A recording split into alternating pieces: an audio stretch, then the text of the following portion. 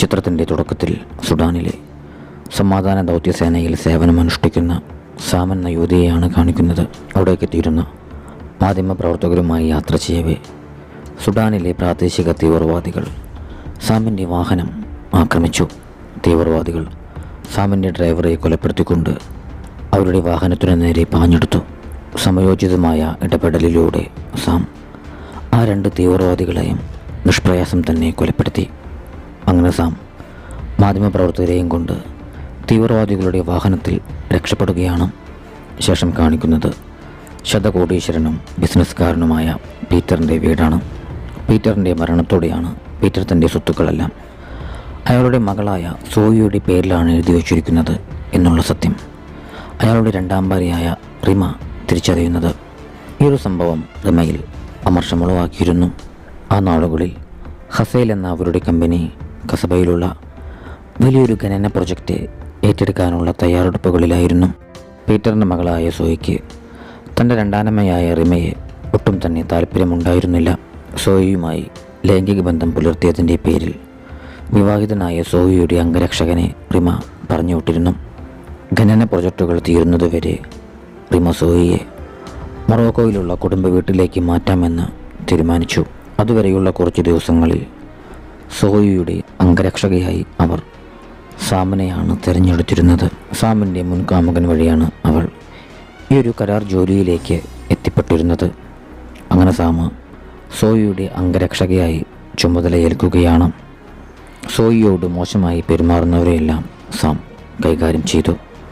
അങ്ങനെ അവർ മൊറോക്കോയിലേക്ക് യാത്രയാവുകയാണ്. യാത്രാമധ്യേ നിങ്ങൾക്ക് ബന്ധുക്കൾ ആരുമില്ലേ എന്ന് സോയി ചോദിച്ചെങ്കിലും എനിക്കാരുമില്ലെന്നായിരുന്നു സാമിൻ്റെ മറുപടി.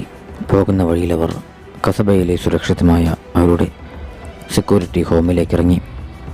ആ രാത്രിയിൽ അവിടെ തങ്ങി പിറ്റേന്ന് മൊറോക്കോയിലേക്ക് പോകാമെന്നാണ് അവർ തീരുമാനിച്ചിരുന്നത്. ഈ ഒരു സമയത്ത് തൻ്റെ കരാർ അവസാനിച്ചെന്നും താൻ പോവുകയാണെന്നും സാം സോയിയെ അറിയിക്കുകയാണ്. ഇത് കേട്ട് ഇന്ന് രാത്രി 12 മണി വരെയാണ് നിങ്ങളുടെ സമയപരിധിയെന്നും അതിനുള്ള പണം ഞങ്ങൾ നിങ്ങൾക്ക് തന്നിട്ടുണ്ടെന്നും സോയി അഭിപ്രായപ്പെട്ടു. അങ്ങനെ ആ ഒരു നൈറ്റ് കൂടി സോയിയുടെ അംഗരക്ഷകയായി തുടരാമെന്ന് സാം തീരുമാനിച്ചു. നിർഭാഗ്യവശാൽ അന്നു രാത്രിയിൽ സുരക്ഷിതമായ ആ ഒരു വീടിൻ്റെ ഡിജിറ്റൽ സെക്യൂരിറ്റി സിസ്റ്റം ആരോ ഹാക്ക് ചെയ്തു. അതോടുകൂടി ആ വീടിൻ്റെ ജനാലകളും വാതിലുകളുമെല്ലാം സ്വയം അടയുകയാണ്. സോയി എത്ര ശ്രമിച്ചിട്ടും ആ വീടിൻ്റെ നിയന്ത്രണം തിരിച്ചു പിടിക്കാൻ സാധിച്ചിരുന്നില്ല. ഇതിനു പിന്നിൽ പ്രവർത്തിച്ചിരുന്ന കൃമികൾ വാതിൽ തുറന്ന് വീടിനകത്തേക്ക് പ്രവേശിച്ചു. ഉടൻ തന്നെ സാം ഇക്കാര്യം കസബയിലുള്ള പോലീസിനെ വിളിച്ചറിയിച്ചു. ശേഷം അവൾ സോയിയുടെ റൂമിനരികിലേക്ക് ചെന്നു. അക്രമികൾ നിന്റെ പക്കലേക്ക് പ്രവേശിച്ച് നിന്നെ കൊലപ്പെടുത്താനായി നിന്റെ റൂമിൻ്റെ ഡോറുകൾ തുറക്കും. നിന്റെ റൂമിന് 2 ഡോറുകളുണ്ട്. അതിലൊന്ന് പുറത്തേക്കുള്ളതാണ്. അക്രമികൾ ഡോറുകൾ തുറക്കുന്ന നിമിഷം തന്നെ നീ പുറത്തു കടക്കണം. ഞാൻ പുറത്തുണ്ടെന്ന് സാം സോയിയെ അറിയിച്ചു. താമസിയാതെ തന്നെ അക്രമികൾ ആ വീട്ടിലുണ്ടായിരുന്ന സോയിയുടെ സെക്യൂരിറ്റി ഗാർഡുകളെയും സെക്യൂരിറ്റി ഗാർഡിൻ്റെ തലവനെയും വധിച്ചു. സോയിയുടെ റൂമിലേക്ക് പ്രവേശിക്കാനായി അക്രമികൾ ഡോർ തുറന്നുടൻ തന്നെ സാം സോയിയെ പുറത്തേക്ക് വലിച്ചു. ഇരുവരും അവിടെ നിന്നും ഓടി രക്ഷപ്പെട്ടു. ഇതിനോടകം തന്നെ പോലീസും അങ്ങോട്ടേക്ക് എത്തിയിരുന്നു. ഇരുവരെയും കൊണ്ട് പോലീസ് അവിടെ നിന്നും യാത്ര തിരിച്ചു. പോലീസ് ആസ്ഥാനത്തിലേക്കാണ് പോകുന്നതെന്നാണ് പോലീസുകാർ അവരോട് പറഞ്ഞിരുന്നത്. ഏറെ ദൂരം പിന്നിട്ടതോടെ പോലീസുകാരുടെ സംസാരത്തിൽ നിന്നും പോലീസ് തങ്ങളെ ചതിക്കുകയാണെന്നും അവർ മറ്റെവിടേക്കാണ് തങ്ങളെ കൊണ്ടുപോകുന്നതെന്നും ഇരുവരും ഭീതിയോടെ തിരിച്ചറിഞ്ഞു. സാം പോലീസിനെ ആക്രമിച്ച് പോലീസ് വാഹനത്തിൽ നിന്നും രക്ഷപ്പെടാൻ ശ്രമിക്കവേ പുറകിലുണ്ടായിരുന്ന പോലീസുകാരൻ സാമിനെ വെടിവെക്കാനായി ശ്രമിച്ചു. അവരുടെ ജീവൻ രക്ഷിക്കാനായി കയ്യിൽ കിട്ടിയ തോക്കെടുത്ത് സോയി ആ പോലീസുകാരനെ വെടിവെച്ചു കൊന്നു. അപകടം മനസ്സിലാക്കിയ സാം ഉടൻ തന്നെ സോയിയെയും കൂട്ടി വാഹനത്തിൽ നിന്നും പുറത്തിറങ്ങി. സാം പാസ്പോർട്ട് നഷ്ടപ്പെട്ടെന്നും പറഞ്ഞ് അവിടെ ഉണ്ടായിരുന്ന ചെറിയൊരു ലോഡ്ജിൽ മുറിയെടുത്തു. നീ ആ പോലീസുകാരനെ കൊന്നത് മണ്ടത്തരമായി പോയെന്ന് സാം സോയിയോട് പറഞ്ഞു. ഈ ഒരു കാര്യം മാധ്യമങ്ങൾ വലിയ വാർത്തയാക്കി. അതോടുകൂടി ഹസൈൻ എന്ന അവരുടെ കമ്പനിയുടെ ഓഹരിയുടെ മൂല്യം ഇടിഞ്ഞു. ഇക്കാര്യങ്ങളെല്ലാം സോയിയുടെ രണ്ടാനമ്മയായ റിമയെ വല്ലാതങ്ങ് അസ്വസ്ഥയാക്കിയിരുന്നു. ഈ ഒരു സമയത്താണ് സഹായം അഭ്യർത്ഥിച്ചുകൊണ്ട് സോയി റിമയെ വിളിക്കുന്നത്. നീ എന്ത് പണിയാണ് കാണിച്ചത്? നമ്മുടെ കമ്പനിയുടെ ഓഹരിയുടെ മൂല്യം ഇടിഞ്ഞുകൊണ്ടിരിക്കുകയാണെന്ന് റിമ ദേഷ്യത്തോടെ സോയിയോട് പറഞ്ഞു. ഇത് കേട്ട് നിങ്ങൾക്ക് എന്നെക്കാളും വലുത് പണമാണെന്നും പറഞ്ഞുകൊണ്ട് സോയി ഫോൺ കട്ട് ചെയ്യുകയാണ്. ഈ സംഭവത്തോടു കൂടി അക്രമികൾക്ക് പുറകിൽ റിമയായിരിക്കുമോ എന്നുള്ളൊരു സംശയം ഇരുവരിലും ഉടലെടുത്തിരുന്നു. പിന്നീട് അവശ്യ സാധനങ്ങൾ വാങ്ങാനും അവിടെ നിന്നും രക്ഷപ്പെടാനുള്ള വഴിയൊരുക്കാനുമായി സാം പുറത്തേക്കിറങ്ങി. തിരിച്ചെത്തിയ സാം പിടിക്കപ്പെടാതിരിക്കാനായി സോയിയുടെ രൂപത്തിൽ ചെറിയ മാറ്റങ്ങൾ വരുത്തി. ഇതിനോടകം തന്നെ സോയിയെക്കുറിച്ചുള്ള വാർത്ത കസബ നിവാസികൾ മുഴുവൻ കണ്ടിരുന്നു. സാം സഹായം അഭ്യർത്ഥിച്ചിരുന്നതനുസരിച്ച് സാമിൻ്റെ മുൻകാമുകൻ അവളെ കാണാനായി എത്തി.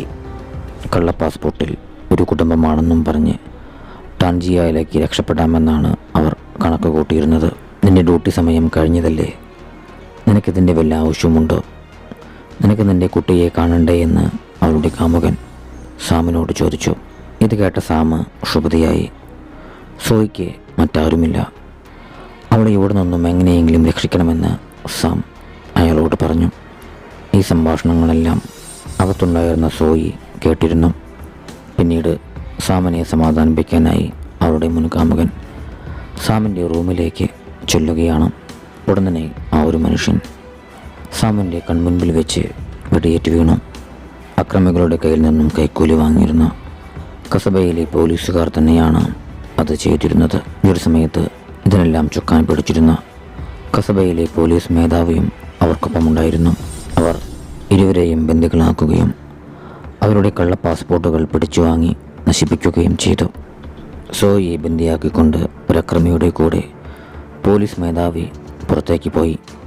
ഇതേസമയം മൂന്നാമനായ അക്രമി സാമിനെ കൊലപ്പെടുത്താനായി ശ്രമിക്കുകയായിരുന്നു. അതിസാഹസികമാർന്ന പോരാട്ടത്തിലൂടെ സാം അയാളെ വധിച്ചു. എന്നാൽ ഇതേസമയം സോയിയെ തട്ടിക്കൊണ്ടുപോയിരുന്ന പോലീസുകാരൻ അവളെ ബലാത്കാരം ചെയ്യാനായി ശ്രമിക്കുകയായിരുന്നു. ഈ ഒരു സമയത്ത് സാം അങ്ങോട്ടേക്ക് ഓടിയെത്തി. പിന്നീട് അവരിരുവരും ചേർന്ന് ആ അക്രമിയെയും കൊലപ്പെടുത്തി. രക്ഷപ്പെട്ടു പോകുന്ന സമയത്ത് അവർ അക്രമികളുടെ വാഹനത്തിൽ നിന്നും അക്രമികൾ പ്രതിഫലമായി കൈപ്പറ്റിയിരുന്ന പണം കൂടി കൈക്കലാക്കിയിരുന്നു. അതുപയോഗിച്ച് അവർ ഒരു ടാക്സി കാർ വാങ്ങി കടൽക്കരയിലേക്ക് പോയി. എന്നാൽ പാസ്പോർട്ട് ഇല്ലാത്തതിനാൽ അവർക്ക് അവിടെ നിന്നും ടാൻജിയയിലേക്ക് രക്ഷപ്പെടാനായി കഴിഞ്ഞിരുന്നില്ല. ശേഷം അവർ സഹായത്തിനായി കസബയിലെ ഹസൈൻ കമ്പനിയുടെ അധീനതയിലുള്ള മൈനിങ് ആസ്ഥാനത്തിലേക്ക് ചെല്ലുകയാണ്. പക്ഷേ അവരവിടെ കാണാനിടയായത് അവരെ കൊല്ലാൻ വന്നിരുന്ന പോലീസുകാരനോടൊപ്പം റിമ സംസാരിച്ചു കൊണ്ടുവരുന്ന രംഗങ്ങളാണ്. അതോടുകൂടി അക്രമികൾക്ക് പിന്നിൽ റിമയാണോ എന്നുള്ളൊരു സംശയം ഇരുവരിലും ഉടലെടുക്കുകയാണ്. സത്യാവസ്ഥയറിയാനായി സാമും സോയിയും ആ ഒരു സീനിയർ പോലീസ് ഉദ്യോഗസ്ഥനെ ഫോളോ ചെയ്യുകയാണ്. അങ്ങനെ അവരെത്തിയത് ഒരു ഹാർബറിലേക്കാണ്. അവിടെ വെച്ച ആ സീനിയർ ഓഫീസർ ഒരു ഗുണ്ടയ്ക്ക് പണം കൈമാറിക്കൊണ്ട് സാമും സോയിയും തന്നെ കണ്ടുവെന്നും അവരെ കൊലപ്പെടുത്തണമെന്നും അയാളോട് പറയുകയാണ്. 20 മിനിറ്റിനുള്ളിൽ താൻ തിരിച്ചു വന്നില്ലെങ്കിൽ ഇവിടെ നിന്നും കാറെടുത്ത് പോകണമെന്ന് സാം സോയിയോട് പറഞ്ഞു. ശേഷം സാം ആ ഒരു സീനിയർ ഓഫീസറെ നിരീക്ഷിക്കുകയാണ്. എന്നാൽ സംശയം തോന്നി ആ സീനിയർ ഓഫീസർ സാമിൻ്റെ പക്കലേക്ക് ചെന്നു. അയാൾ സാമിനെ പിടികൂടിയതോടെ സാം ആ സീനിയർ ഓഫീസറെയും കൊണ്ട് കടലിലേക്ക് എടുത്തു ചാടി. അല്പനേരത്തെ പോരാട്ടത്തിനൊടുവിൽ സാമിനെ ആ ഒരു സീനിയർ ഓഫീസറെ കൊലപ്പെടുത്തിക്കൊണ്ട് രക്ഷപ്പെടാനായി സാധിച്ചു. ഇതേസമയം പ്രദേശവാസികൾ അവിടെ കണ്ടിരുന്ന സോയിയെക്കുറിച്ച് പോലീസിനെ വിവരം നൽകിയിരുന്നു. ഭാഗ്യവശാലപ്പോഴേക്കും അവർക്ക് ഇരുവർക്കും അവിടെ നിന്നും രക്ഷപ്പെടാനായി കഴിഞ്ഞു. ആ സീനിയർ ഓഫീസറുടെ പേഴ്സ് സാം കൈവശപ്പെടുത്തിയിരുന്നു. അതിൽ റിമയുടെ യൂസർ ഐഡിയും പാസ്വേഡും ഉണ്ടായിരുന്നു. ഈ സംഭവത്തോടെ ഇതിനെല്ലാം പിന്നിൽ റിമ തന്നെയാണെന്ന് അവരിരുവരും ഉറപ്പിക്കുകയാണ്. തങ്ങൾ ആക്രമിക്കപ്പെട്ടിരുന്ന ആ ഒരു സേഫ് ഹൗസിൽ കൺട്രോൾ റൂമുണ്ടെന്നും അതുവഴി റിമയുടെ ഫോൺ ആക്സസ് ചെയ്യാൻ സാധിക്കുമെന്നും സോയി സാമിനോട് പറഞ്ഞു. അങ്ങനെ അവരിരുവരും അങ്ങോട്ടേക്ക് ചെല്ലുകയാണ്. ഇതേസമയം വജ്രം ഖനനം ചെയ്യുന്ന ആ ഒരു പ്രൊജക്റ്റിൽ നിന്നും പിന്മാറണമെന്നും പറഞ്ഞുകൊണ്ട് ഹസൈൻ കമ്പനിയുടെ എതിരാളികളായ സിക്കോൺ എന്ന കമ്പനിയിലെ ആളുകൾ റിമയെ ഭീഷണിപ്പെടുത്തുകയാണ്. പിന്മാറിയില്ലെങ്കിൽ സോയിയെ വകവരുത്തുമെന്നായിരുന്നു സിക്കോൺകാരുടെ ഭീഷണി. ഇതേസമയം സാമും സോയിയും ആ ഒരു സേഫ് ഹൗസിലേക്ക് എത്തിയിരുന്നു. അവിടേക്ക് എത്തിയ സോയി അവിടെ ഉണ്ടായിരുന്ന തൻ്റെ പിതാവിൻ്റെ കൂട്ട് കെട്ടിപ്പിടിച്ച് വിതുമ്പിക്കരഞ്ഞു. സോയിക്ക് 16 വയസ്സുള്ളപ്പോൾ മരിച്ചിരുന്ന അവളുടെ അമ്മയുടെ ഫോട്ടോയിലേക്ക് സോയി വിഷമത്തോടെ നോക്കി. എന്തുകൊണ്ടാണ് നിനക്കൊരു കുട്ടിയുള്ള കാര്യം നീ എന്നിൽ നിന്നും മറച്ചു വച്ചതെന്ന് സോയി സാമിനോട് ചോദിച്ചു.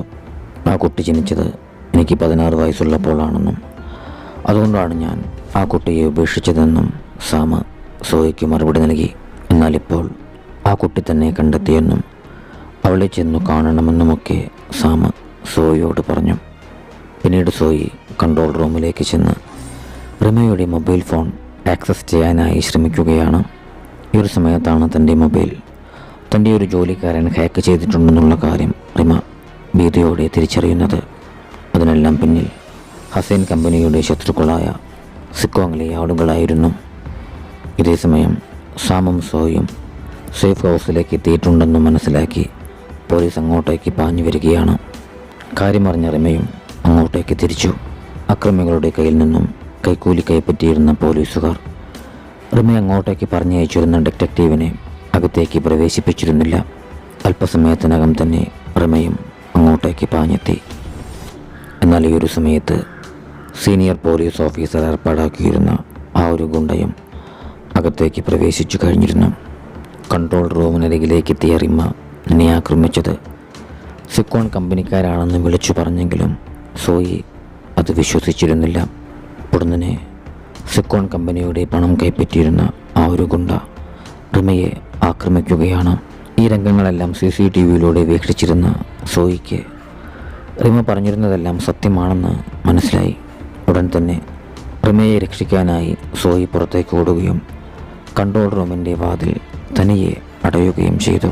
സോയി ആ ഒരു ഗുണ്ടയെ കീഴ്പ്പെടുത്തിയെങ്കിലും സിക്കോൺ കമ്പനിയുടെ കയ്യിൽ നിന്നും കൈക്കൂലി വാങ്ങിയിരുന്ന പോലീസുകാരൻ അവൾക്ക് നേരെ തോക്കു ചൂണ്ടി. ഭാഗ്യവശാൽ ഈ ഒരു സമയത്ത് സോയിയുടെ ജന്മദിനം പാസ്വേഡായി അടിച്ചുകൊണ്ട് സാമിനെ കൺട്രോൾ റൂമിൽ നിന്നും പുറത്തേക്കിറങ്ങാനായി സാധിച്ചിരുന്നു. സോയിയെ രക്ഷിക്കാനുള്ള ശ്രമത്തിനിടെ സാമിൻ്റെ കൈയിനെ വെടിയേറ്റിരുന്നു. എങ്കിലും ആ ഒരു പോലീസുകാരനെ വെടിവെച്ചിടാൻ സാമിനെ സാധിച്ചു. അങ്ങനെ മൂവരും അവിടെ നിന്നും രക്ഷപ്പെട്ട് പുറത്തു കാത്തു നിന്നിരുന്ന ഡിറ്റക്റ്റീവിൻ്റെ പക്കലേക്ക് ചെന്നു. ആ ഒരു ഡിറ്റക്റ്റീവിൻ്റെ നേതൃത്വത്തിൽ അഴിമതിക്കാരായ പോലീസുകാരെ അറസ്റ്റ് ചെയ്തു. ഈ ഒരു സമയത്ത് എത്രയും വേഗം മകളെ ചെന്നു കാണണമെന്ന് സോയി സാമിനോട് പറഞ്ഞിരുന്നു. സോയിയെ രക്ഷിക്കാൻ സാധിച്ചതിൻ്റെ ആശ്വാസത്തിൽ തിരിച്ചു പോകുന്ന സാമിനെ കാണിച്ചുകൊണ്ട് ചിത്രം അവസാനിക്കുകയാണ്.